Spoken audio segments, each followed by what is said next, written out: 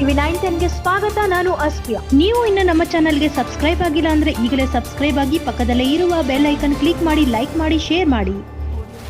3 ವರ್ಷದ ಮಗುವಿನ ಕತ್ತು ಕೊಯ್ದು ಕೊಂದ ಪಾಪಿ ಚಿಕ್ಕಪ್ಪ.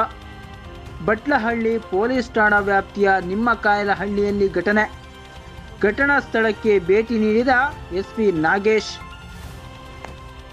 ಹೌದು, 3 ವರ್ಷದ ಮಗುವನ್ನು ಕತ್ತು ಕೊಯ್ದು ಕೊಲೆ ಮಾಡಿರುವ ಅಮಾನವೀಯ ಘಟನೆ ತಾಲೂಕಿನ ಬಟ್ಲಹಳ್ಳಿ ಪೊಲೀಸ್ ಠಾಣಾ ವ್ಯಾಪ್ತಿಯಲ್ಲಿ ನಡೆದಿದೆ.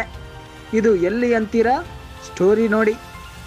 ಚಿಂತಾಮಣಿ ತಾಲೂಕಿನ ಮುರುಗಮಲ್ಲ ಹೋಬಳಿ ನಂದಿಗಾನಹಳ್ಳಿ ಗ್ರಾಮ ಪಂಚಾಯಿತಿ ವ್ಯಾಪ್ತಿಯ ನಿಮ್ಮಕಾಯಲಹಳ್ಳಿ ಗ್ರಾಮದ ಶಿರೀಷ ಮಂಜುನಾಥ್ ದಂಪತಿಯ ಪುತ್ರ ಗೌತಮ್ 3 ವರ್ಷ ಹತ್ಯೆಯಾದ ಮಗು. ಅದೇ ಗ್ರಾಮದ ರಂಜಿತ್ 30 ವರ್ಷ ಕೊಲೆ ಆರೋಪಿ.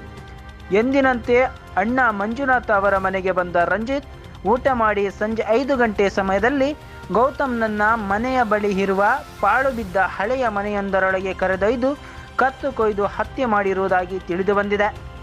ಮಂಜುನಾಥ್ ಅವರ ಚಿಕ್ಕಪ್ಪನ ಮಗನಾಗಿರುವ ರಂಜಿತ್ ಎಂಜಿನಿಯರಿಂಗ್ ಪದವೀಧರ.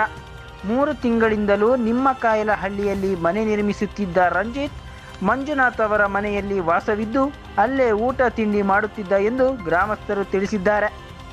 ಘಟನೆಯ ವಿಷಯ ತಿಳಿದ ತಕ್ಷಣ ಜಿಲ್ಲಾ ರಕ್ಷಣಾಧಿಕಾರಿಗಳಾದ DL Nagesh, additional SP Kasim Khan, DYSP P Muralidhara, Batlahalli ಪೊಲೀಸರು ಸ್ಥಳಕ್ಕೆ ಭೇಟಿ ನೀಡಿ ಪರಿಶೀಲನೆ ನಡೆಸಿ ಆರೋಪಿ ಬಂಧನಕ್ಕೆ ಬಲೆ ಬೀಸಿದ್ದಾರೆ.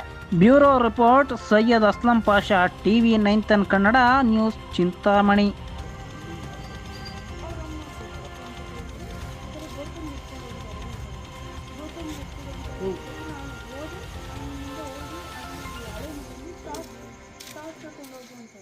Audio Jungle.